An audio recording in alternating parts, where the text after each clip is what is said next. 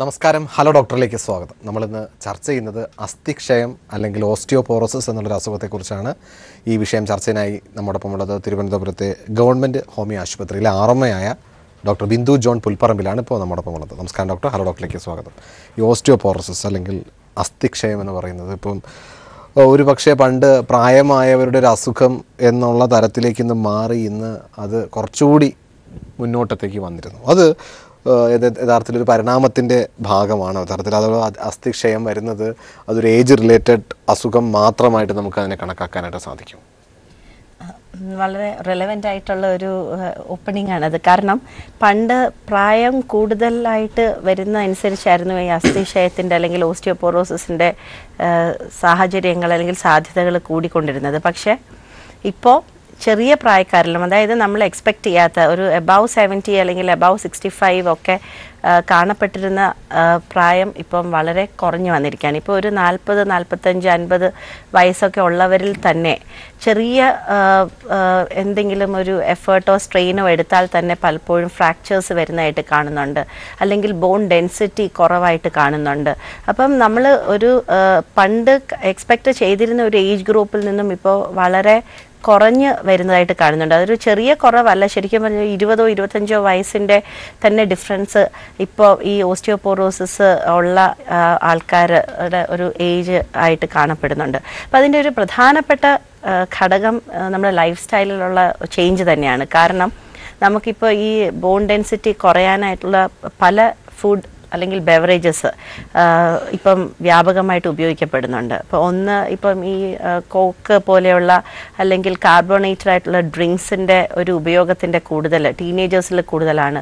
അപ്പോൾ അതൊരു middle age ആകുമ്പോഴും ഇപ്പം ഒരുപാട് നേരം ഒരേപോലെ ഇരുന്ന് ജോലി ചെയ്യുന്ന സാഹചര്യമുള്ളവരും ഒക്കെ ഇടയ്ക്കിടയ്ക്ക് പോയി ഷോർട്ട് ബ്രേക്സിന് പോയിട്ട് ഇതുപോലത്തെ ഡ്രിങ്ക്സ് ഉപയോഗിക്കുക, അമിതമായിട്ട് കാപ്പി കുടിക്കുക, ആവശ്യത്തിന് വ്യായാമം ലഭിക്കാതിരിക്കുക. അപ്പോൾ ഇങ്ങനെയുള്ള പല കാര്യങ്ങൾ, ഏറ്റവും പ്രധാനപ്പെട്ട ഒരു കാര്യം, ഏറ്റവും അതിശയകരമായ ഒരു കാര്യം, മലയാളികളെ സംബന്ധിച്ച് വളരെ വെയിലോ നമ്മുടെ സൂര്യപ്രകാശമോ ഒക്കെ ഏൽക്കാൻ സാഹചര്യം വളരെ കൂടുതലുള്ള നമ്മുടെ കേരളത്തിൽ പോലും ഇപ്പോൾ ഓസ്റ്റിയോപോറോസിസ് കൂടി വരുന്നു. അതിൻ്റെ ഒരു കാരണം വെയിലത്ത് അധികം ഇറങ്ങുന്നില്ല എന്നുള്ളത് തന്നെ. നമുക്കിവിടെ വെയിൽ നോക്കിക്കഴിഞ്ഞാൽ സൂര്യപ്രകാശം വളരെ വളരെ ധാരാളമുള്ളൊരു സ്ഥലമാണ് യഥാർത്ഥത്തിൽ കേരളം. ഇന്ത്യ പൊതുവെ നമുക്കറിയാം, മറ്റുള്ള വിദേശ രാജ്യങ്ങളിലെ കണക്ക് 1 മണിക്കൂറോ 2 മണിക്കൂറോ ഒന്നും അല്ല നമുക്ക് സൂര്യൻ്റെ ഒരു സഹായം ഉണ്ടാകും. നമുക്ക് ഫുൾ ടൈം ഇവിടെ പകൽ ഫുൾ ടൈം നമ്മുടെ ഒരു 8 മണി മുതൽ വൈകുന്നേരം 5 മണി വരെ നമുക്ക് നല്ല രീതിയിൽ വെയിൽ. പക്ഷേ നമ്മുടെ ഡ്രസ്സിങ് ഹാബിറ്റ്, പ്രത്യേകിച്ച് മുസ്ലിം സ്ത്രീകൾ അല്ലെങ്കിൽ ഒരു ഏതെങ്കിലും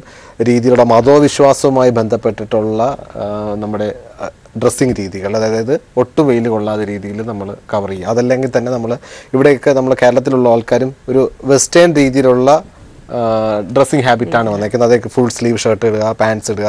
അതായത് നമ്മുടെ ഒരു എക്സ്പോസ് എന്ന് പറയുന്നത് മുഖഭാഗവും കൈയും മാത്രമേ നമ്മൾ യഥാർത്ഥത്തിൽ സൂര്യപ്രകാശം അടിക്കേണ്ടി വരുന്നുള്ളൂ. അപ്പോൾ ഈ സൂര്യപ്രകാശം എത്രത്തോളം ഈ ഓസ്റ്റിയോപോറോസിസ് പ്രിവെൻറ്റ് ചെയ്യുന്നതിൽ നമുക്ക് സഹായിക്കുന്നുണ്ട്? വൈറ്റമിൻ ഡി അത് എത്രത്തോളം ഇമ്പോർട്ടൻ്റ് ആണ് ഓസ്റ്റിയോപോറോസിസ് പ്രിവെൻറ്റ് ചെയ്യുന്നതിൽ? നമ്മുടെ ബോണിൻ്റെ ഒരു ഹെൽത്തിനെ ഡിറ്റർമിൻ ചെയ്യുന്നത് പലപ്പോഴും കാൽഷ്യവും വൈറ്റമിൻ ഡിയും ആണ്. ഇപ്പോൾ വൈറ്റമിൻ ഡിയുടെ ഒരു ഏറിയ ഭാഗവും നമുക്ക് ഫുഡിൽ നിന്നും കിട്ടുന്നതല്ല, നമുക്കത് ബോഡിയിൽ തന്നെ സിന്തസൈസ് ചെയ്ത് കിട്ടുന്നതാണ്. അതിനെ ട്രിഗർ ചെയ്യാനായിട്ട് സൂര്യപ്രകാശത്തിൻ്റെ ആവശ്യം മാത്രമേ ഉള്ളൂ. അപ്പോൾ എന്തുകൊണ്ടാണ് ഇപ്പോൾ സൂര്യപ്രകാശം വളരെ കൂടുതലുള്ള ഒരു രാജ്യമാണ് അല്ലെങ്കിൽ പ്രദേശമാണ് എന്നിട്ടും കൂടെ നമുക്കിപ്പോൾ വൈറ്റമിൻ ഡി ഡെഫിഷ്യൻസീസ് കൂടി വരുന്നു, അല്ലെങ്കിൽ ഓസ്റ്റിയോപോറോസിസ് എന്നുള്ളൊരു അവസ്ഥ തന്നെ കൂടി വരുന്നു? അപ്പം അതിൻ്റെ ഒരു പ്രധാനപ്പെട്ട കാര്യം നമ്മുടെ വസ്ത്രധാരണത്തിൻ്റെ രീതി, അതുപോലെ തന്നെ നമ്മളുടെ ഒരു ജീവിത സാഹചര്യത്തിൽ നമ്മൾ വെയിൽ കൊള്ളുക എന്നുള്ള ഒരു അനിവാര്യമായ ഒരു സാഹചര്യം ഇപ്പോൾ ഇല്ല. പലരും ഇപ്പം ഓഫീസിൽ ജോലിക്ക് പോകുന്നത് കാറിലാണ്, എയർ കണ്ടീഷൻ കാറിൽ പോകുന്നു, നേരെ ഓഫീസിലേക്ക് എത്തുന്നു. റൂമും പലപ്പോഴും എ സി ആണ്, ഓഫീസസ് എ സി ആണ്, വീടുകൾ പോലും ആളുകൾ ഇപ്പം എ സി ആക്കിക്കൊണ്ടിരിക്കുന്നു. കുട്ടികളെ സംബന്ധിച്ച് ഇപ്പം നമ്മൾ ഒരു പുതിയ തലമുറ, ഒരു ചെറിയ തലമുറയെ സംബന്ധിച്ച് നോക്കിക്കഴിഞ്ഞാൽ പോലും സൺ എക്സ്പോസ്ഡ് ആയിട്ടുള്ള സാഹചര്യങ്ങൾ കുറഞ്ഞു വരികയാണ്. പിന്നെ പുറത്തിറങ്ങി കളിക്കുന്ന സാഹചര്യം ഇപ്പോൾ കുട്ടികളിൽ കുറവാണ്. പല കുട്ടികൾക്കും ഇൻഡോർ ഗെയിംസ് ആണ് താല്പര്യവും, അല്ലെങ്കിൽ കമ്പ്യൂട്ടറിൻ്റെ മുമ്പിൽ ഇരിക്കുക, വീഡിയോ ഗെയിംസ് കളിക്കുക, അങ്ങനെയുള്ള കാര്യങ്ങൾ. ഇപ്പം അഭിലാഷ് പറഞ്ഞ പോലെ ഡ്രസ്സിൻ്റെ ഒരു നമ്മുടെ മലയാളികളുടെ തന്നെ ഡ്രസ്സിങ് ഹാബിറ്റ്സ് പൊതുവായിട്ട് തന്നെ ഇപ്പോൾ സൽവാർ പോലെയുള്ള ഡ്രസ്സസ്, ഇപ്പോൾ പണ്ട് മലയാളികൾ സാരിയായിരുന്നു കൂടുതൽ ഉടുത്തുകൊണ്ടിരുന്നത്, വരുന്നത്. അപ്പോൾ അതിനേക്കാട്ടിലും ഒക്കെ കുറച്ചുകൂടെ കവേർഡാണ് സൽവാർ പോലെയുള്ള ഡ്രസ്സസ്. അപ്പോൾ ഓൾമോസ്റ്റ് ഫുൾ സ്ലീവ്സ് അല്ലെങ്കിൽ ഫുൾ ബോഡി കവർ ചെയ്യുക, അല്ലെങ്കിൽ ഫേസും കാലിൻ്റെയും കുറച്ച് ഭാഗം മാത്രം എക്സ്പോസ്ഡ് ആക്കി വെക്കുക. അപ്പോൾ അങ്ങനെയുള്ള ഡ്രസ്സിങ് ഹാബിറ്റ്സിലേക്ക് പിന്നെ നമ്മുടെ ജീൻസ് പോലെയുള്ള ഡ്രസ്സസ് ഇടുക. അപ്പോൾ ഇതൊക്കെ നമ്മുടെ ഒരു സാഹചര്യത്തിന് യോജിക്കാത്ത അല്ലെങ്കിൽ വളരെ സ്യൂട്ടബിൾ ആയിട്ടുള്ള ഡ്രസ്സിങ് അല്ലാത്തപ്പോൾ അത് ഒക്കെ നമ്മുടെ ഹെൽത്തിനെയാണ് റിഫ്ലക്റ്റ് ചെയ്യുന്നത്. പിന്നെ ഒരു പ്രധാനപ്പെട്ട കാര്യം ഈ സൺസ്ക്രീൻസ്, ഇപ്പം അങ്ങനത്തെ ക്രീംസ്, സൺ പ്രൊട്ടക്ഷൻ ഫാക്ടേഴ്സ് കൂടുതൽ ആയിട്ട് ഏറ്റവും കൂടിയാൽ അത്രയും നല്ലതെന്നുള്ള രീതിയിലാണ് ഇപ്പോഴത്തെ പുതിയ ജനറേഷനിലെ ഉപയോഗം. അപ്പോൾ അതും നമ്മുടെ സണ്ണിൻ്റെ ഒരു നമുക്ക് ഉപയോഗിക്കാൻ കിട്ടുന്ന നല്ല ഒരു അംശത്തിനെ ബ്ലോക്ക് ചെയ്യുന്നതിന് പ്രധാനമായിട്ടുള്ളൊരു പങ്ക് വഹിക്കുന്നുണ്ട്. ഇപ്പം നമ്മൾ ശരിക്കും നേരത്തെ അഭിലാഷ് ചോദിച്ചപ്പോൾ അതിന് സൂര്യപ്രകാശത്തിന് എത്രത്തോളം റോളുണ്ടെന്ന് പറഞ്ഞാൽ നമുക്ക് രാവിലെ ഇളം വെയിലിനും ഇപ്പോൾ അൾട്രാവയലറ്റ് എ രശ്മികൾ അമിതമായിട്ട് കിട്ടുന്ന ഒരു സാഹചര്യമാണ് രാവിലത്തെ സമയം, ഒരു 7 മണി 9 മണി സമയത്തിനിടയിൽ. പിന്നീട് വൈകുന്നേരങ്ങളിൽ. അപ്പോൾ ഈ ഒരു സമയത്ത് പണ്ട് നമുക്ക് ഒരു ദിനചര്യയുടെ ഭാഗമായിട്ട് വെയിൽ കൊള്ളേണ്ടി വരുന്ന സാഹചര്യങ്ങൾ ഉണ്ടായിട്ടുണ്ട്. ഇപ്പം മുറ്റമടിക്കുക, അല്ലെങ്കിൽ പുറത്ത് ഇരുന്ന് ഉള്ള ജോലികൾ, അല്ലെങ്കിൽ പുറത്ത് ഇറങ്ങി തുണി നനയ്ക്കുക, അങ്ങനെയുള്ള സാഹചര്യങ്ങളൊക്കെ ഇപ്പോൾ കുറഞ്ഞു വരുന്നുണ്ട്. അപ്പോൾ ആ ഒരു രീതിയിൽ പോലും വെയിൽ ഈ അൾട്രാവയലറ്റ് എ റേസിൻ്റെ ഒരു എക്സ്പോഷർ കുറഞ്ഞു വരുന്നു. പിന്നെ ഈ അൾട്രാവയലറ്റ് ബി രശ്മികളാണ് പൊതുവേ നമുക്ക് ഈ വൈറ്റമിൻ ഡി സിന്തസിസിന് പ്രയോജനം ചെയ്യുന്നത്. അപ്പോൾ അങ്ങനെ ആകുമ്പോൾ ഇപ്പോൾ നമ്മൾ ചില്ല് ബ്ലോക്ക് ചെയ്ത് സണ്ണിൽ ഇപ്പോൾ അൾട്രാവയലറ്റ് ബി രശ്മികൾ വരാൻ സാധ്യത കുറവാണ്. അപ്പോൾ ഇങ്ങനെ നമ്മൾ ഒരു കണ്ണാടിക്കകത്തിരിക്കുക, അല്ലെങ്കിൽ ജനലിൻ്റെ ഇപ്പുറം ഇരിക്കുക, വീടിനകത്തിരിക്കുക, ഇങ്ങനെയുള്ള ഒരു സാഹചര്യങ്ങളിലൊക്കെ ജോലി ചെയ്യുക, ജീവിക്കുക ഒക്കെ വരുമ്പോൾ നമുക്ക് ഈ സൂര്യപ്രകാശത്തിൻ്റെ ഉപയോഗം ഫലപ്രദമായിട്ട് നമ്മളുടെ ശരീരത്തിന് ഉപയോഗിക്കാൻ പറ്റുന്നില്ല, അല്ലെങ്കിൽ അതിൻ്റെ ഒരു ആവശ്യം നമ്മൾക്ക് ദൗർലഭ്യമായിട്ട് വരികയാണ്. അപ്പോൾ ഇങ്ങനെയുള്ള സാഹചര്യങ്ങൾ മുതൽ ഇപ്പോൾ പിന്നെ ഏറ്റവും പ്രധാനപ്പെട്ട ഒരു കാര്യം നമ്മൾ കാൽഷ്യത്തിൻ്റെ ഇൻടേക്ക് കുറഞ്ഞു വരുന്നു.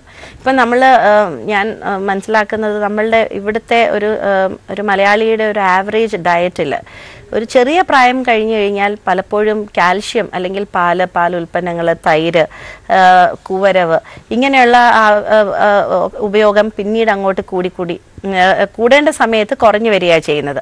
പലപ്പോഴും ഒരു മിഡിൽ ഏജ് ഒക്കെ ആയി കഴിയുമ്പോൾ കൊളസ്ട്രോൾ കൂടുന്നു എന്നുള്ളൊരു പേടി കാരണം പലപ്പോഴും പാലിൻ്റെ ഉൽപ്പന്നങ്ങളും ഉപയോഗിക്കാറില്ല, അല്ലെങ്കിൽ പാല് സ്കിം ചെയ്ത് ഉപയോഗിക്കുന്നു, അല്ലെങ്കിൽ പാല് നമ്മൾ ചായയുടെ രൂപത്തിൽ കാപ്പിയുടെ രൂപത്തിലൊക്കെ ആയി മാത്രം പിന്നെ ഉപയോഗിക്കുന്നു. അപ്പോൾ ഒരു പാലിൻ്റെ രൂപത്തിലോ തൈരായിട്ടോ ഒന്നും ഇപ്പോൾ അധികം കഴിക്കുന്നില്ല, ഒരു ഏറിയ പങ്ക് ആളുകളും.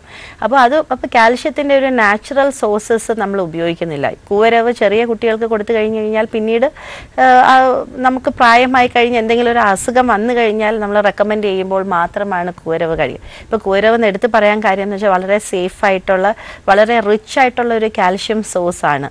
പക്ഷേ നമ്മൾ ഈ കൂവരവ് ചെറിയ കുട്ടികളുടെ ആ കുറുക്കിൻ്റെ സ്റ്റേജ് കഴിഞ്ഞ് കഴിഞ്ഞാൽ പിന്നെ വീടുകളിൽ ഉപയോഗിക്കുന്നില്ല. അപ്പോൾ ഇത്രയും നമുക്ക് ഈസിലി അവൈലബിൾ ആയിട്ടുള്ളത്, വളരെ എക്കണോമിക്കലായിട്ടുള്ള ഭക്ഷണ പദാർത്ഥം പോലും നമ്മൾ ഒഴിവാക്കി വെച്ചിട്ട് പലപ്പോഴും ഒരു കാൽഷ്യം സപ്ലിമെന്റ്സ് ഉപയോഗിക്കേണ്ട ഒരു അവസ്ഥയിലേക്ക് ഇപ്പം വന്നിരിക്കുന്നു. തീർച്ചയായിട്ടും മാലിക്, ഇപ്പോൾ ഒരു കോൾ നമ്മളെ വെയിറ്റ് ചെയ്തിരിക്കുകയാണ്. നമസ്കാരം, ഹലോ ഡോക്ടറിലേക്ക് സ്വാഗതം.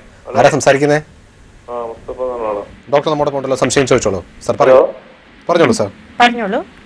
ഇതിനു മുമ്പ് വിറ്റാമിൻ ഡി കുറഞ്ഞിട്ടുണ്ടായിന്, 100 ചെക്ക് ചെയ്ത 120 ഹലോ, അതെ, ട്രീറ്റ്മെന്റ് ചെയ്തിപ്പോ അതിനിപ്പോ ചെക്ക് ചെയ്യേണ്ട ആവശ്യമുണ്ടോ? ഫുഡ് കഴിക്കേണ്ടത് എങ്ങനെയാന്ന് പറയാൻ പറ്റും? ഒരു 20 ഒക്കെ പറയുമ്പോൾ കുറച്ച് ലോവർ ലിമിറ്റിലാണ് വരുന്നത്. അപ്പം നമ്മൾ സാധാരണ അതിൻ്റെ ഒരു ലൈഫ് സ്റ്റൈൽ മോഡിഫിക്കേഷൻ റെക്കമെൻഡ് ചെയ്തിട്ട് വൈറ്റമിൻ ഡി ഇൻക്രീസ് വന്നിട്ടുണ്ടോ എന്ന് നോക്കേണ്ട ആവശ്യമുണ്ട്. പലപ്പോഴും വൈറ്റമിൻ ഡിയും കാൽഷ്യവും ഒക്കെ കുറയുമ്പോൾ നമ്മൾ നേരത്തെ പറഞ്ഞുകൊണ്ടിരിക്കുന്ന പോലെ ഒരു ബോൺ ഡെൻസിറ്റി, എല്ലിൻ്റെ സാന്ദ്രത കുറഞ്ഞിട്ട് പൊട്ടലുകൾ, ഫ്രാക്ചേഴ്സ് വരാനുള്ള റിസ്ക് കൂടുതലാണ്. ഇപ്പോൾ ചെറിയ പ്രായത്തിൽ പോലും അത് വന്നുകൂടാഴികയില്ല. അപ്പോൾ അതുകൊണ്ട് വൈറ്റമിൻ ഡി ഒരു റെക്കമെൻഡഡ് ആയിട്ടുള്ള നമുക്ക് ആവശ്യത്തിനനുസരിച്ചുണ്ടോ എന്ന് വീണ്ടും റീചെക്ക് ചെയ്ത് നോക്കുന്നത് നല്ലതായിരിക്കും. നമുക്ക് വൈറ്റമിൻ ഡി വളരെ കുറഞ്ഞുള്ള അളവിലാണ് ഫുഡിൽ നിന്നും കിട്ടുന്നത്. എന്നാലും പാലിൻ്റെ ഉൽപ്പന്നങ്ങൾ, ലോ ഫാറ്റ് ബേസ്ഡ് ആയിട്ടുള്ള ഫുഡൊക്കെ കഴിക്കാം, ധാരാളം ഇലക്കറികൾ കഴിക്കാം. പിന്നെ ഏറ്റവും നമ്മൾക്ക് പ്രയോജനം കിട്ടുന്നത് കഴിക്കുന്നതിലൂടെയാണ്. ഇപ്പോൾ അയിലയും മത്തിയും ചൂരയിലും ഒക്കെ ധാരാളം വൈറ്റമിൻ ഡി ഉണ്ട്. അപ്പോൾ അങ്ങനെ നാച്ചുറൽ ആയിട്ടുള്ള ഫുഡ് ആണ് നമ്മൾ കൂടുതലും ഡിപ്പെൻഡ് ചെയ്യേണ്ടത്. ഏറ്റവും പ്രധാനമായിട്ടും സൂര്യപ്രകാശം അടിക്കാൻ നോക്കുക, വെയിൽ കൊള്ളുക. ഇത്രയും ഉണ്ടെങ്കിൽ തന്നെ നമ്മുടെ ഈ നാട്ടിൽ നമുക്കൊരു ഡെഫിഷ്യൻസി ഇല്ലാതെ. എഗ്ഗ് കുഴപ്പമില്ല, എഗ്ഗിന്റെ യോക്കാണ് നല്ലത്, മഞ്ഞക്കരുവാണ് കൂടുതൽ നല്ലത്. ഓക്കെ, സ്ഥാന സംശയം മാറിക്കാണുമെന്ന് തന്നെ പ്രതീക്ഷിക്കാം. വിളിച്ചതിന് ഹലോ ഡോക്ടറിലേക്ക് വീണ്ടും സ്വാഗതം. നമ്മളിപ്പോൾ ചർച്ച ചെയ്തുകൊണ്ടിരിക്കുന്ന അസ്ഥിക്ഷയം അല്ലെങ്കിൽ ഓസ്റ്റിയോപോറോസിസ് എന്നുള്ളൊരു വിഷയമാണ്. ഡോക്ടർ ബിന്ദു ജോൺ പുൽപ്പറമ്പിലാണ് ഇപ്പോൾ നമ്മോടൊപ്പം ഉള്ളത്. അസ്ഥിക്ഷയത്തെക്കുറിച്ച് പറയുമ്പോൾ ഒരു സ്ത്രീകൾക്ക് എപ്പോഴും ഇത് ഒരു മുൻതൂക്കം, പുരുഷന്മാരെ അപേക്ഷിച്ച് സ്ത്രീകൾക്ക് മുൻതൂക്കം ഉള്ളതായിട്ട് നമ്മൾ ഹോസ്പിറ്റലിലെ കണക്കുകൾ നോക്കിക്കഴിഞ്ഞാലും നമുക്ക് കാണാനായിട്ട് സാധിക്കും. അതിൽ യഥാർത്ഥത്തിൽ വാസ്തവമുണ്ടോ? പുരുഷന്മാർക്കും അസ്ഥിക്ഷയം വരുന്നത് പോലെയല്ലേ, അതേ കാറ്റഗറി അത്രയും അളവ് തന്നെയല്ലേ സ്ത്രീകൾക്കും വരുള്ളൂ? സ്ത്രീകളുടെ അനുപാതികം കൂടുതൽ തന്നെയാണ്. കാരണം സ്ത്രീകളെ സംബന്ധിച്ച് പലപ്പോഴും ഹോർമോൺ വ്യത്യാസങ്ങൾ ഡിപ്പെൻഡ് ചെയ്തിട്ട് ഇവരുടെ ബോൺ ഡെൻസിറ്റിയിൽ റിഫ്ലക്റ്റ് ചെയ്യാറുണ്ട്. ഏറ്റവും വലിയ ഉദാഹരണം മെനോപോസിൻ്റെ സമയത്ത് ഈസ്ട്രജൻ്റെ അവൈലബിലിറ്റി ബോഡിക്ക് കുറഞ്ഞു കിട്ടുമ്പോൾ സാധാരണ ഓസ്റ്റിയോപോറോസിസിൻ്റെ റിസ്ക് ഏറ്റവും കൂടുതലായിട്ടുള്ള ഒരു കാലഘട്ടം ആ സമയത്താണ്. അതുകൊണ്ട് തന്നെ നമുക്ക് സ്റ്റാറ്റിസ്റ്റിക്കലി നോക്കിക്കഴിഞ്ഞാൽ സ്ത്രീകൾക്ക് ഓസ്റ്റിയോപോറോസിസിൻ്റെ റിസ്ക് കൂടുതലാണ്. എന്നാലും പുരുഷന്മാരിലും പലപ്പോഴും ഇപ്പോൾ റേറ്റ്സ് കൂടുതലായിട്ട് കാണുന്നുണ്ട്. കാരണം അവരുടെ ആൽക്കഹോളിൻ്റെ അമിതമായിട്ടുള്ള മദ്യപാന ആസക്തി ഉണ്ടെങ്കിൽ, അല്ലെങ്കിൽ സ്മോക്കിങ്, ഇതൊക്കെ അല്ലെങ്കിൽ നേരത്തെ പറഞ്ഞതുപോലെ ലൈഫ് സ്റ്റൈലിലെ മോഡിഫിക്കേഷൻ, കൂടുതലും ഈ കാർബണേറ്റഡ് അല്ലെങ്കിൽ ഏരിയേറ്റഡ് ആയിട്ടുള്ള ഡ്രിങ്ക്സ് ഉപയോഗിച്ച് കഴിഞ്ഞാൽ നമുക്ക് എല്ലിൻ്റെ സാന്ദ്രത കുറഞ്ഞു വരുന്നുണ്ട്. അപ്പോൾ അതൊക്കെ ഇപ്പോൾ ഓസ്റ്റിയോപോറോസിസ് പുരുഷന്മാരിലും വർദ്ധിച്ചു വരുന്നതിൻ്റെ കാരണമായിട്ട് കണക്കാക്കാം. തീർച്ചയായിട്ടും. ഇപ്പോൾ ഒരു കോള് നമ്മൾ വെയിറ്റ് ചെയ്തിരിക്കുകയാണ്. നമസ്കാരം, ഹലോ ഡോക്ടറിലേക്ക് സ്വാഗതം. ആരാ വിളിക്കുന്നത്? ഹലോ മാം, ആ കോള് കട്ടായെന്ന് തോന്നി. മാം, ഈ സ്ത്രീകളുടെ കാര്യം പറഞ്ഞു. ഈ ഓസ്റ്റിയോപോറോസിസ് പല ആൾക്കാരും തിരിച്ചറിയപ്പെടുന്നത് ഒരു പക്ഷേ ഒന്ന് വീണ് പൊട്ടിയിട്ട് ഹോസ്പിറ്റലിൽ പോകുമ്പോഴായിരിക്കും അറിയുന്നത്. ഇത് ഫിക്സ് ചെയ്യണമെന്നുണ്ടെങ്കിൽ സാധാരണ ഫിക്സ് ചെയ്യുന്നത് പോലെയുള്ള ഒരുപാട് നീളമുള്ള സ്ക്രൂസും അല്ലെങ്കിൽ കൂടുതൽ സർജിക്കൽ പ്രൊസീജിയർ, കുറച്ചുകൂടെ കോംപ്ലിക്കേറ്റഡ് സർജിക്കൽ പ്രൊസീജിയറിൽ മാത്രമേ നമുക്ക് സർജറി ഫിക്സ് ചെയ്യാൻ പറ്റുള്ളൂ. ചില ആൾക്കാർക്കാകട്ടെ നമുക്ക് സാധാരണഗതിയിൽ POP ഇട്ട് വിടേണ്ട കേസുകൾ പലപ്പോഴും സർജറിയിലേക്ക് എത്തപ്പെടുന്നു. ചില ആൾക്കാർ ബെഡ്ഡനായി പോകുന്നൊരവസ്ഥ. അപ്പോൾ ഓസ്റ്റിയോപോറോസിസ് നമുക്ക് എപ്പോൾ ചെക്ക് ചെയ്ത് തുടങ്ങണം? അത് ഓസ്റ്റിയോപോറോസിസ് എല്ലുകൾക്ക് ആവശ്യത്തിന് ബലമുണ്ടോ എന്ന് നമുക്ക് എപ്പോൾ ചെക്ക് ചെയ്ത് നോക്കണം? എന്തൊക്കെ ടെസ്റ്റുകളാണ് യഥാർത്ഥത്തിൽ ഓസ്റ്റിയോപോറോസിസ് ഉണ്ട് അല്ലെങ്കിൽ എനിക്ക് ആവശ്യത്തിന് ബോൺ ഡെൻസിറ്റി ഉണ്ട് എന്ന് ഏത് പ്രായത്തിൽ ചെക്ക് ചെയ്ത് നോക്കണം? എന്തൊക്കെയാണ് അതിനുള്ള അവൈലബിൾ ആയിട്ടുള്ള ടെസ്റ്റുകൾ? സാധാരണ രീതിയിൽ അഭിലാഷ് പറഞ്ഞതുപോലെ ഒരു ഫ്രാക്ചർ വന്നു കഴിഞ്ഞിട്ടാണ് പലപ്പോഴും ഓസ്റ്റിയോപോറോസിസ് തനിക്ക് വന്നിട്ടുണ്ട് എന്ന തിരിച്ചറിവ് തന്നെ വരുന്നത്. അതൊരു വളരെ ദൗർഭാഗ്യകരമായ കാര്യമാണ്. കാരണം പലപ്പോഴും നമ്മളുടെ ഒരു ക്വാളിറ്റി ഓഫ് ലൈഫിനെ ബാധിക്കുന്ന ഒരവസ്ഥയാണ്. കാരണം നമുക്കൊരു ഫ്രാക്ചർ വന്നു കഴിഞ്ഞാൽ, എസ്പെഷ്യലി ഇടുപ്പിൻ്റെ ഫ്രാക്ചേഴ്സ്, ഇപ്പോൾ ഹിപ്പ് ബോൺ ഫ്രാക്ചേഴ്സ് ഒക്കെ ആണെങ്കിൽ നമ്മൾക്കതൊരു ഡിസബിലിറ്റിയിലേക്ക് തന്നെ നയിക്കുന്ന ഒരു കാര്യമാണ്. അപ്പോൾ ഇങ്ങനെയുള്ള ഫ്രാക്ചേഴ്സ് വന്നു കഴിഞ്ഞ് ആശുപത്രിയിൽ ചെന്ന് പരിശോധന നടത്തുമ്പോഴാണ് ഓസ്റ്റിയോപോറോസിസ് ആയിരുന്നു ഈ ഫ്രാക്ചറിൻ്റെ കാരണം. പലപ്പോഴും ഈ ഓസ്റ്റിയോപോറോസിസ് ഉള്ള വ്യക്തികൾക്ക് ചെറിയ ഒരു ട്രിഗർ മതി ഫ്രാക്ചർ ഉണ്ടാവാൻ. വലിയ വീഴ്ചയൊന്നും വേണമെന്നില്ല. ചെറുതായിട്ടൊന്ന് കാല് മടങ്ങിയോ, ഒന്ന് കാലൊന്ന് ചറുകിയോ, ഒന്ന് ചെറുതായിട്ടൊന്ന് തട്ടുകയോ ഒക്കെ ചെയ്താൽ പോലും ഫ്രാക്ചറായിട്ട് മാറുന്ന ഒരവസ്ഥയാണ്. അപ്പം നമ്മൾ ആരൊക്കെയാണ് ഇതിനകത്ത് ഏറ്റവും ശ്രദ്ധിക്കേണ്ടതെന്ന് പറഞ്ഞാൽ, തീർച്ചയായിട്ടും നമ്മളുടെ ഒരു ഏജ് ഒരു വലിയ പ്രധാനപ്പെട്ട കാര്യമാണ്. ഇപ്പോൾ ഈ സ്ത്രീകൾ എന്ന് നമ്മൾ എടുത്ത് പറഞ്ഞതുപോലെ തന്നെ ഒരു 50 വയസ്സിന് ശേഷം ഉള്ളവർ സാധാരണ കൂടുതലും ഒരു റിസ്ക് കാറ്റഗറിയാണ്. പിന്നെ പാരമ്പര്യമായിട്ട് ഓസ്റ്റിയോപോറോസിസ് ഉണ്ടെങ്കിൽ കുറച്ചുകൂടെ ശ്രദ്ധിക്കാം. പിന്നെ ഹൈപ്പർ തൈറോയിഡിസം, ഹോർമോൺ പ്രശ്നങ്ങൾ, ഇപ്പോൾ ഹൈപ്പർ തൈറോയിഡിസം ഒരു വലിയ പ്രശ്നമാണ്. അപ്പോൾ ഇങ്ങനെയൊക്കെ ഉള്ളവർക്ക് ഇത് വരാനുള്ള സാധ്യത കൂടുതലാണ്. പിന്നെ പൊതുവെ തീർത്തും വ്യായാമം ശീലിക്കാത്തവർ, അല്ലെങ്കിൽ ഒരു സെഡൻറ്ററി ആയിട്ടിരുന്ന് ഓഫീസിലൊക്കെ ഇരുന്ന് ജോലി ചെയ്യുക, അധികം ശരീരം അനങ്ങാതെ ജോലി ചെയ്യുന്ന സാഹചര്യത്തിലുള്ളവർ, മദ്യപാന ശീലമുള്ളവർ, പുകവലി ശീലമുള്ളവർ, ഇങ്ങനെയൊക്കെ ഉള്ളവർ ഇതിൻ്റെ ഒരു ഐഡിയൽ കാൻഡിഡേറ്റ്സ് ആണ്. പിന്നെ നമ്മൾ കാൽഷ്യം വളരെ ലോ ആയിട്ട് ഇൻടേക്ക് ഉള്ളവർ, ഇപ്പം നമുക്കൊരു ആവറേജ് ഒരു 1000-1500 milligram per day calcium requirement ഉള്ളിടത്ത് പലപ്പോഴും ഒരു 200-300 മാത്രമാണ് നമ്മളുടെ ഒരു ഡെയിലി ഇൻടേക്ക്. അപ്പോൾ ഇത് അക്യുമുലേറ്റ് ചെയ്ത് കഴിഞ്ഞാൽ തീർച്ചയായിട്ടും ഒരു സ്റ്റേജ് എത്തിക്കഴിഞ്ഞാൽ ബോണിൻ്റെ റീമോഡലിങ്ങിൽ നമുക്ക് ആവശ്യത്തിനുള്ള കാൽഷ്യം കിട്ടുന്നില്ല. അപ്പോൾ അവിടെ സ്വാഭാവികമായിട്ടും ഒരു എൻഡ് റിസൾട്ടായിട്ട് പല വീക്ക് ഏരിയാസ് ഉണ്ടാവുന്നു. ഇപ്പോൾ നട്ടലിൻ്റെ ഭാഗത്ത് ചിലപ്പോൾ ക്രാക്സ് വരാം, പൊട്ടൽ വരാം, അല്ലെങ്കിൽ ഇടുപ്പിന് ഇപ്പോൾ റിസ്റ്റ് ജോയിൻറ്റിൽ ഒക്കെ നമുക്ക് ഫ്രാക്ചേഴ്സ് വന്നേക്കാം. അപ്പം പ്രധാനമായിട്ടും ഇങ്ങനെയുള്ള ഭാഗങ്ങളിലാണ് വരാൻ സാധ്യത. അപ്പോൾ നമ്മൾ ഇതിനെ നേരത്തെ തന്നെ നമുക്ക് മനസ്സിലാക്കാൻ പരിശോധന ബോൺ ഡെൻസിറ്റി നോക്കാൻ ബോൺ മിനറൽ ഡെൻസിറ്റി പരിശോധിച്ച് കഴിഞ്ഞാൽ ഒരു ക്രൈറ്റീരിയ ആണ്. നമുക്ക് ഇപ്പോൾ ഓസ്റ്റിയോപോറോസിസ് ഉണ്ട് എന്ന് മനസ്സിലാക്കാൻ സാധിക്കും. ഇല്ലെങ്കിൽ നമുക്ക് ഒരു റെഗുലർ ആയിട്ടുള്ള ഒരു ഹെൽത്ത് ചെക്കപ്പിൽ ഇപ്പോൾ കാൽഷ്യം ഒക്കെ കുറവാണ് എന്നുള്ള മനസ്സിലാക്കാനുള്ള സാഹചര്യമുണ്ട്. ഇപ്പോൾ തൈറോയിഡ് പേഷ്യൻസ് ഒരു റുട്ടീനായിട്ട് കാൽഷ്യം ഒക്കെ നോക്കണം. പിന്നെ നമുക്ക് സാധാരണ ഒരു എക്സ്റേ ഒക്കെ എടുത്തു കഴിഞ്ഞാൽ നമ്മുടെ ആ എല്ലിൻ്റെ സാന്ദ്രത കുറവാണ് എന്ന് മനസ്സിലാക്കാൻ പറ്റും. അപ്പോൾ ചീപ്പായിട്ടുള്ള മെത്തേഡ്സ് അതൊക്കെയാണ്. നമുക്ക് എക്സ്റേ എടുത്ത് നോക്കാം, അല്ലെങ്കിൽ ബോൺ മിനറൽ ഡെൻസിറ്റി നോക്കാം, അല്ലെങ്കിൽ കാൽഷ്യം നോക്കാം. അപ്പോൾ ഇങ്ങനെ നമ്മളൊരു റിസ്ക് കാറ്റഗറിയിലുള്ള ആൾക്കാർ ഒരു റുട്ടീനായിട്ട് അല്ലെങ്കിൽ ഒരു വൺസ് ഇൻ 2 years നോക്കുന്നത് വളരെ നല്ലതാണ്. തീർച്ചയായിട്ടും ഒരു കോൾ നമ്മൾ വെയിറ്റ് ചെയ്തിരിക്കുകയാണ്. നമസ്കാരം, ഹലോ ഡോക്ടറിലേക്ക് സ്വാഗതം. ആരാ സംസാരിക്കുന്നത്? ഹലോ പറഞ്ഞോളൂ മാഡം. ഹലോ ഡോക്ടറിലേക്ക് സ്വാഗതം, പറഞ്ഞോളൂ. ഞാൻ കൊല്ലത്തുനിന്ന് വിളിക്കുകയാണ്. ഡോക്ടർ നമ്മുടെ പോലുള്ള സംശയം ചോദിച്ചോളൂ, പറയൂ. ഹലോ ഡോക്ടർ, ഞാൻ എൻ്റെ മുട്ടിന് വലതുകാലിൻ്റെ മുട്ടിന് ഡിസംബർ 25 തൊട്ട് സിവിയർ പെയിൻ തുടങ്ങിയതാണ്. അതിനുശേഷം ഞാൻ ജനുവരി 8 മുട്ടിൻ്റെ അടിയിൽ നിന്ന് എന്തോ വിട്ടുപോയ പോലെ തോന്നിയിട്ട് ഞാൻ ബാലൻസ് ഇട്ടാൽ അങ്ങ് വീണ് പോയി.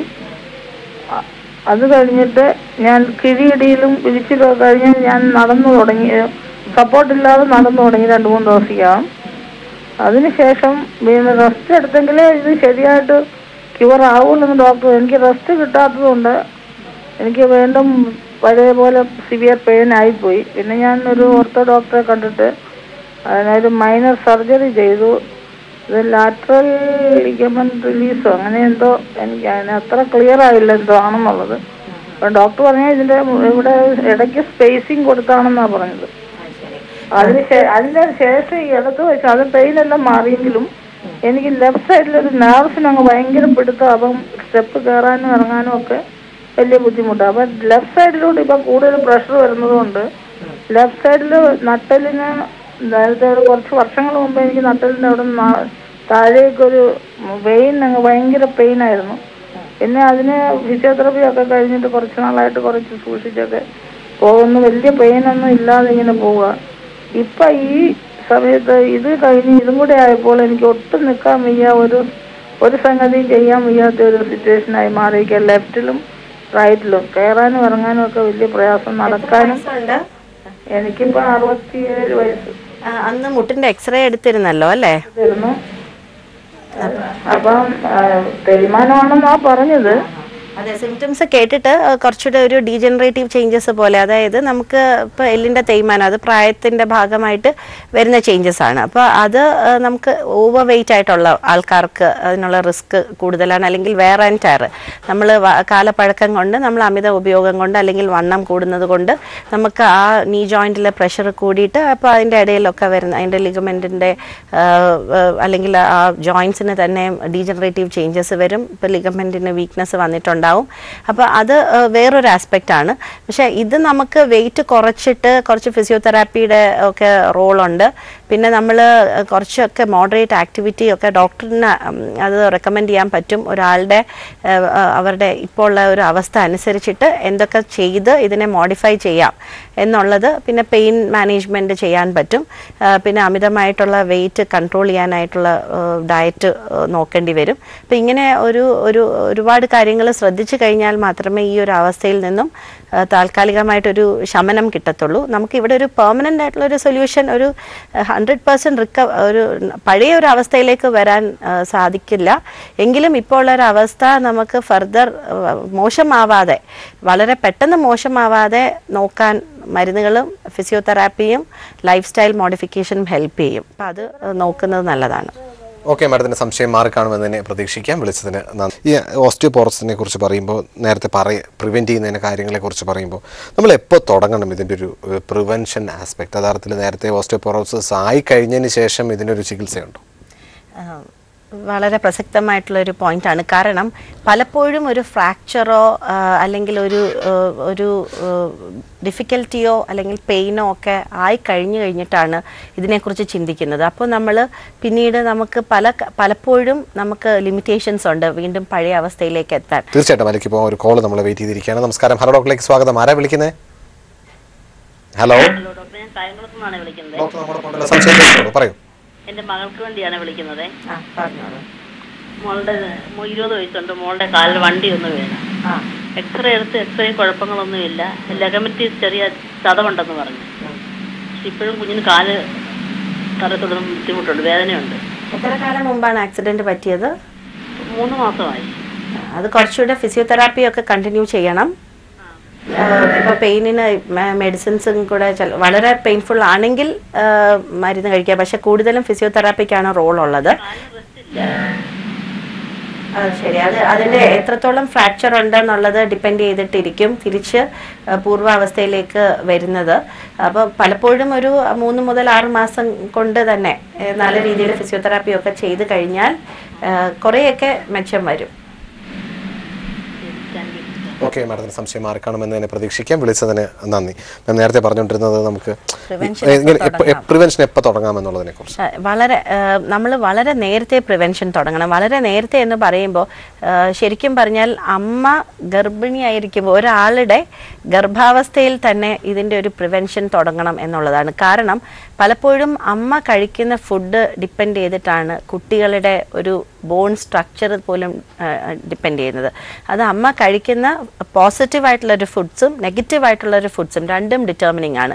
പലപ്പോഴും കഴിക്കേണ്ടത് കഴിക്കാതിരിക്കുക, അല്ലെങ്കിൽ നമ്മൾ കഴിക്കേണ്ടത് കഴിക്കുന്നു പക്ഷെ അതിനെ ബ്ലോക്ക് ആക്കാനായിട്ട് മറ്റു പല പദാർത്ഥങ്ങളും കഴിച്ചു കഴിഞ്ഞാൽ നമുക്ക് ഈ കുട്ടികളുടെ അല്ലെങ്കിൽ ഗർഭാവസ്ഥയിലുള്ള ഒരു ശിശുവിൻ്റെ പിന്നെ എല്ലിൻ്റെ വളർച്ചയെ പോലും ബാധിക്കാവുന്ന പല കാര്യങ്ങളും ഇപ്പോൾ ഉണ്ട്. നമുക്കറിയാം, നമ്മൾ എക്സ്പെക്റ്റ് ചെയ്യാവുന്ന ഒരു സ്റ്റാറ്റിസ്റ്റിക്സ് അല്ല നമ്മളുടെ നാട്ടിലുള്ളത്. ഇപ്പം വൈറ്റമിൻ ഡി ഡെഫിഷ്യൻസീസ് അല്ലെങ്കിൽ കാൽഷ്യം ഡെഫിഷ്യൻസീസ് വരുന്നു, അല്ലെങ്കിൽ ഇപ്പോൾ തൈറോയിഡ് കംപ്ലയിൻസ് ഉള്ള അമ്മമാർക്ക് ഉണ്ടാവുന്ന കുട്ടികൾ. അപ്പോൾ ഇങ്ങനെയുള്ള കാര്യങ്ങൾ, അപ്പോൾ അമ്മ വളരെ ഹെൽത്തി ആയിട്ടുള്ള കാൽഷ്യം റിച്ച് ആയിട്ടുള്ള ഫുഡ് ഗർഭകാലത്ത് തന്നെ കഴിച്ചു തുടങ്ങണം. അതാണ് അതിൻ്റെ ആദ്യത്തെ സ്റ്റെപ്പ്. പിന്നീട് കുട്ടികളുടെ വളർച്ചയുടെ എല്ലാ ഘട്ടത്തിലും ആവശ്യത്തിനനുസരിച്ച് നമുക്ക് കാൽഷ്യവും ആവശ്യത്തിനനുസരിച്ച് വ്യായാമവും ആവശ്യത്തിന് വൈറ്റമിൻ ഡി സിന്തസിസ് നടക്കുന്നു എന്ന് ഉറപ്പ് വരുന്ന സാഹചര്യവും കുട്ടിയുടെ ലൈഫിൻ്റെ മുൻപോട്ടുള്ള വളർച്ചയിൽ നമ്മൾ മെയിൻറ്റെയിൻ ചെയ്ത് കൊണ്ടുപോകണം. കാരണം പലപ്പോഴും നമ്മൾ ഈ നേരത്തെ ഞാൻ പറഞ്ഞതുപോലെ ഒരു കുറുക്കിൻ്റെ സ്റ്റേജ് കഴിഞ്ഞു കഴിഞ്ഞാൽ കാൽഷ്യം വളരെ കൂടുതലായിട്ടുള്ള ഒരു സ്റ്റേജിൽ നിന്നും പിന്നെ ഒരു ഗ്ലാസ് പാല് മാത്രമായിട്ട് പലപ്പോഴും മാറുന്നു. അത് പാലിൻ്റെ കൂടെ പലപ്പോഴും ചായ അതൊരു പാലായിട്ട് പോലും ആയിരിക്കില്ല, ചായ ആയിട്ടായിരിക്കും അല്ലെങ്കിൽ കാപ്പിയായിട്ടായിരിക്കും കൊടുക്കുക. അപ്പോൾ ഇങ്ങനെയൊക്കെ കഴിക്കുമ്പോൾ തന്നെ ആ പാലിൻ്റെ ഒരു ഗുണം തന്നെ ഇല്ലാതാകുന്നു. പിന്നെ നമ്മളൊരു തൈര് ഉപയോഗിക്കുന്നില്ല, അല്ലെങ്കിൽ മോരും വെള്ളം ഉപയോഗിക്കുന്നില്ല. നേരത്തെ പറഞ്ഞതുപോലെ കൂവരവിൻ്റെ നമുക്ക് നാടനായിട്ട് ഉണ്ടാക്കാവുന്ന പല പദാർത്ഥങ്ങളും ഉണ്ട്. ഇതൊന്നും നമ്മൾ പിന്നീട് കൃത്യമായ രീതിയിൽ ഉപയോഗിക്കുന്നില്ല. അപ്പോൾ നമുക്ക് ഡെഫിഷ്യൻസീസ് ത്രൂ ഔട്ട് മെയിൻറ്റെയിൻ ചെയ്ത് പോവാണ്. പിന്നെ ഒരു മെനാർക്കിയുടെ സമയത്ത് മെൻസ്ട്രേഷൻ ആരംഭിക്കുന്ന സമയത്ത് ഒക്കെ പിന്നീട് ഒരാൾ കൂടുതലും ശ്രദ്ധിക്കുന്നത് ആ ആൾ പ്രഗ്നൻ്റ് ആകുമ്പോഴായിരിക്കും. അതും ആ ഒരു കാലം കഴിഞ്ഞ് ഇപ്പം നഴ്സിംഗ് മദേഴ്സ് പിന്നെ വീണ്ടും ശ്രദ്ധിക്കുന്നില്ല. അപ്പോഴൊക്കെ കാൽഷ്യം ഡിപ്ലീഷൻ സംഭവിക്കുന്നു.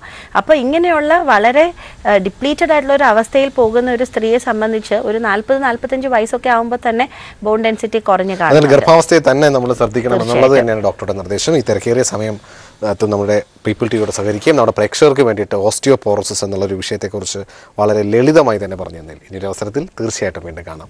ഇനി നിങ്ങളുടെ അഭിപ്രായങ്ങളും നിർദ്ദേശവും ഞങ്ങൾ എഴുതി അറിയിക്കാൻ മറക്കരുത്. അറിയിക്കേണ്ട വിലാസം hello doctor, people, Malayalam communications limited, Kaili towers, Palayam, Thiruvananthapuram 34. നിങ്ങൾക്ക് ഇമെയിൽ ചെയ്യാം hello@peopletv.in എന്ന വിലാസത്തിൽ.